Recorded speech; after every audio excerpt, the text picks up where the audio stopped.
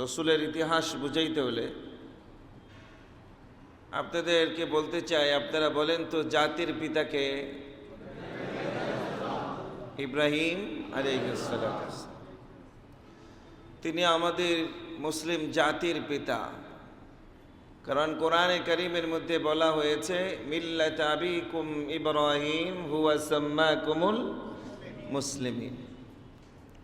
মিল্লাত আবিকুম, তোমাদের বাবা ইব্রাহিম আলাইহিস সালামের ধর্ম, কারণ তিনি তোমাদেরকে মুসলিম নামকরণ করেছেন। তোমরা আত্মসমর্পণকারী একনিষ্ঠ আল্লাহ পাকের গোলাম।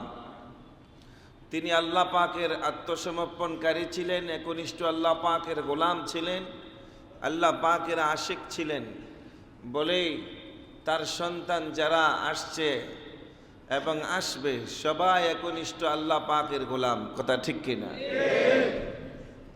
আপনারা জানেন ইব্রাহিম আলাইহিস সালামকে আল্লাহ পাক অনেক বড় বড় পরীক্ষা দিয়েছিলেন।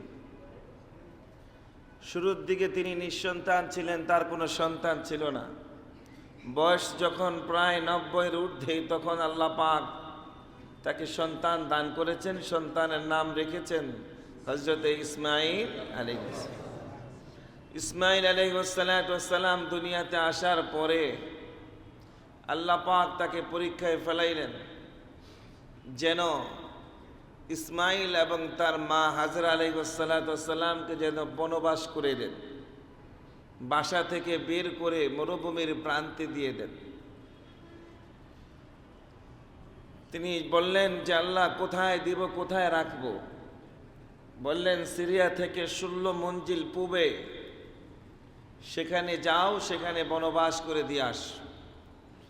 সিরিয়া থেকে 16 মঞ্জিল দূর মক্কা শহরে এই জায়গায় এসে ইব্রাহিম আলাইহিস সালাম তার স্ত্রী হাজেরা এবং তার কলিজার টুকরা ইসমাইলকে রেখে তিনি চলে গেলেন।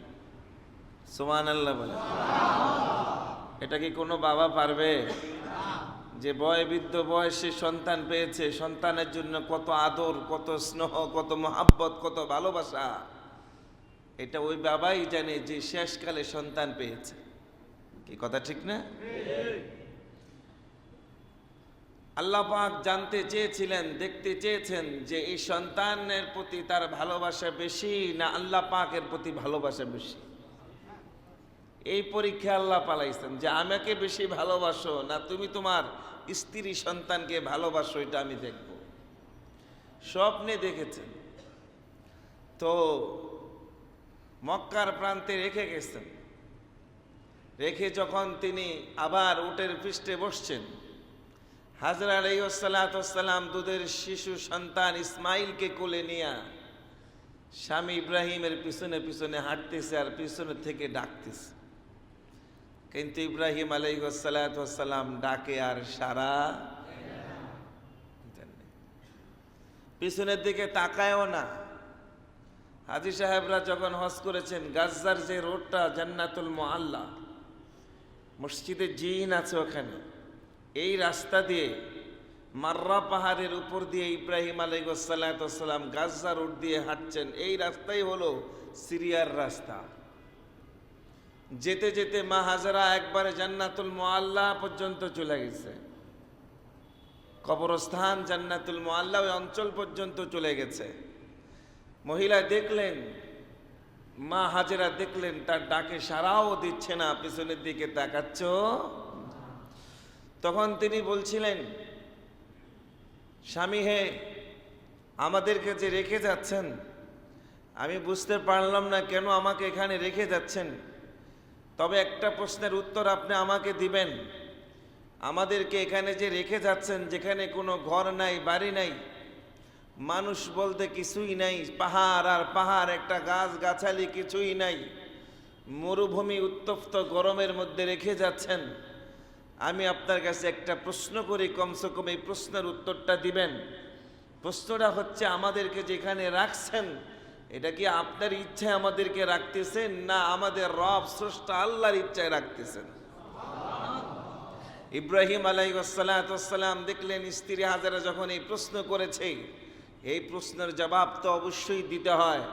তিনি হাতে যে লাঠি ছিলেন, উট চড়ানোর যেই লাঠিটা ছিল, ওই লাঠিটা উপরের দিকে ইশারা করে বলেছে, যেটা আমি আমার ইচ্ছায় তোমাদেরকে এখানে রেখে যাই নাই, এটা স্বয়ং আমার ভালোবাসার প্রেমিক স্রষ্টা আল্লাহ পাকের ইশারায় আমি তোমাদেরকে রেখে গিয়েছি।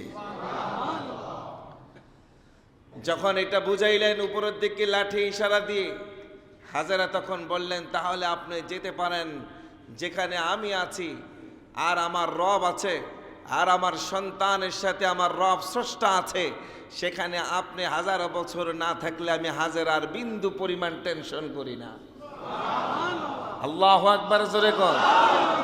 মুসলমান ইমান তো তাদের কত শক্তিশালী। মা হাজেরার ইমান কেমন ছিল? সাথে 3 দিনের খাবার ছিল, পানি ছিল 3 দিনের, আর কিছুই নাই। তিনি চিন্তা করলেন না যে রুটি আর পানি শেষ হয়ে গেলে আমার কি অবস্থা হবে, সন্তানের কি অবস্থা হবে। তিনি বললেন যে রব আছে, আর কোনো টেনশন নাই। যখন হাজেরা আলাইহিস সালাম এই কথা বললেন, কথা বলে তিনি রিটার্ন ফিরত এসে সে আবার মক্কার দিকে ফিরলেন। মক্কার দিকে ফেরার পরে ইব্রাহিম আলাইহিস সালাম 3টা দোয়া করলেন। কয়টা দোয়া? আরো জোরে বলে। 3টা দোয়া করলেন। 1 নম্বর দোয়া হচ্ছে, আল্লাহ এই জায়গার মধ্যে আপনি রহমত বরকত দিয়ে ভরপুর করে দেন। আরেকটা দোয়া হচ্ছে, হে আল্লাহ এই জায়গার মধ্যে আপনি ফল ফুল খাবার দাবারে